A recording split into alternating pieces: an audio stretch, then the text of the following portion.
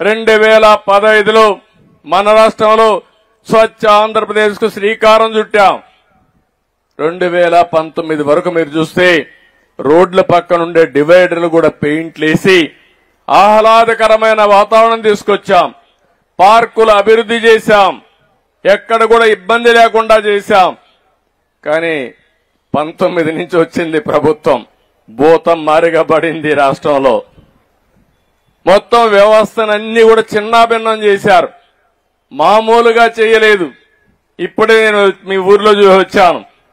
ఎక్కడ చూసినా చెత్త కుప్పలు కుప్పలుగా, అడవులు అడవులుగా పేరకపోయింది. కొత్త కొత్త అడవులు తయారైపోయినాయి.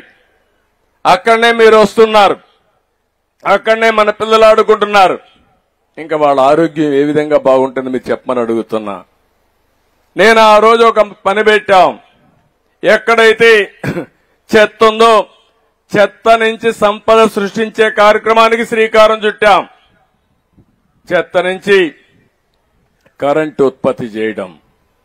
ఒకవేళ ఎక్కువ చెత్త లేకపోతే, వైబిలిటీ లేకపోతే గ్రామీణ ప్రాంతాల్లో ఇలాంటి చెత్త నుంచి సంపద సృష్టించేది కాంపోస్ట్ ఎరువులు క్రియేట్ చేయడం. ఆ కాంపోస్ట్ ఎరువుల్ని మళ్లీ పంటలకు ఉపయోగించడం. ఇలాంటి కార్యక్రమాలు చేసి ఎక్కడ కూడా చెత్త కూడా వేస్ట్ చేయకుండా మళ్ళా అవసరమైతే రీసైక్లింగ్కి వెళ్ళాం. ఇప్పుడే ప్రసాద్ గారు కొన్ని విషయాలు చెప్పారు.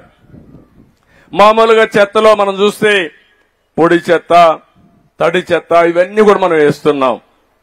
దాన్ని సెగ్రిగేట్ చేసి రీసైక్లింగ్ పంపించాల్సిన అవసరం ఉంది. అవసరమే డెబ్రీస్ మనం కొట్టి గోడలన్నీ కూడా ఇచ్చేసినప్పుడు అది ఎంత ఎత్తకపోయి రోడ్డు మీద వేస్తే ఆ రోడ్డు అంతా కూడా అధ్వానంగా ఉండే పరిస్థితి వస్తుంది. అందుకని ఇవన్నిటికి కూడా ఒక సొల్యూషన్ ఇచ్చాం, పరిష్కార మార్గం చూపించాం. స్వచ్ఛాంధ్రప్రదేశ్ స్ఫూర్తితో మనం ముందుకు పోయాం. మీరు చూస్తే వారు చల్లపల్లిలో ఓడీఎఫ్ చేశారు.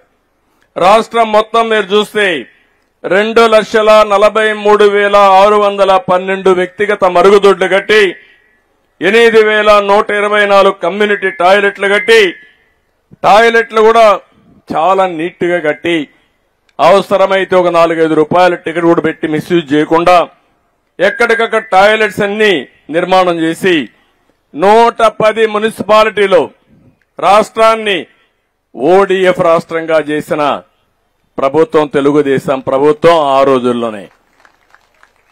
అలాంటి ఓడీఎఫ్ చేసినాక ఓడీఎఫ్ ప్లస్ కెళ్ళాలి. అక్కడే సమస్యలు క్రియేట్ చేశారు.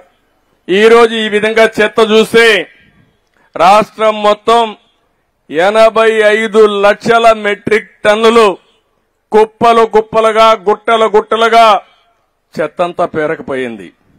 నేను ఇప్పుడే మా మంత్రిని అడిగా, నారాయణ గారు ఎన్ని రోజులు పడుతుందని అడిగా. సార్ 2 ఏళ్లు పడుతుందన్నాడు. 2 ఏళ్లు పడితే మనం పనిచేసినట్టు కాదు. 365 రోజుల్లో మొత్తం చెత్తంతా క్లీన్ చేసే బాధ్యత మీకు అప్పచెప్తున్నానని నారాయణ గారికి ఇప్పుడే ఆదేశాలు ఇచ్చాను. అంటే గడిచిన ప్రభుత్వం పేర్చిన చెత్త ప్రభుత్వం 85 లక్షల మెట్రిక్ టన్నులు ఇంకా మిగిలింది. మీకు కోపం రాలా? ఇంకా వాళ్ళు సిగ్గు లేకుండా రోడ్డు మీద మాట్లాడుతూ ఉంటారు.